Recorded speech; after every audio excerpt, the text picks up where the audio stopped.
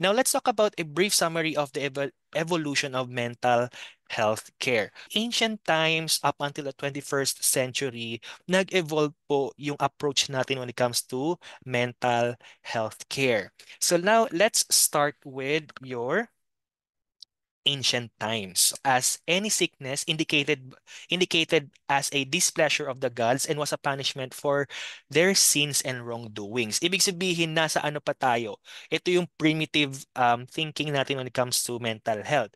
Pag ikaw ay baliw, ibig sabihin ikaw ay pinarusahan ng mga Diyos. Kaya siya na-determine either divine or demonic.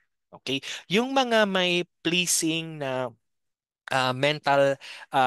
kumaga mental health conditions. Ito yung mga examples natin dyan. Ito yung mga shamans, ito yung mga deities na kino-consider before as divine, no? Pero if you are destructive, if you are causing misfortune to other people, then your condition is said to be coming from the demonic spirits. Okay, so we have notable persons here. We have number one is Aristotle. Si Aristotle lang naman siya yung if you're familiar with the four substance or humors, 'di ba? Familiar kayo dito. So, nirelate niya yung four substances like blood, water, yellow, and black bile as the humors that affects the person's emotions. So, ano na yung mga emotions na nakakaapekto dito?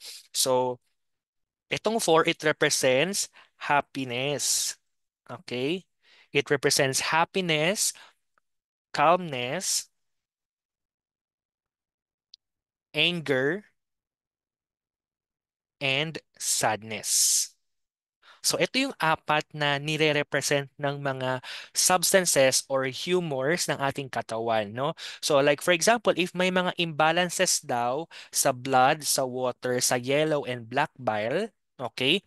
Nire-represent din niya yung mga emotions nito like happiness, calmness, anger, and sadness. During the early Christian period, dito po nagkaroon ng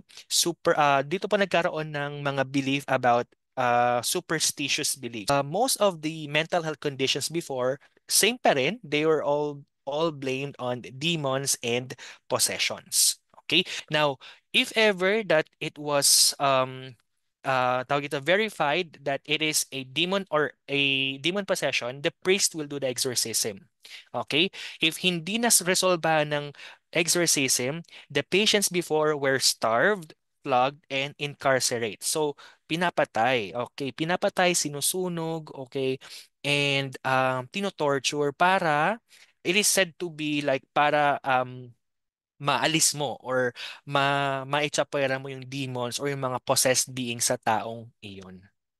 Okay? So that is the ancient times.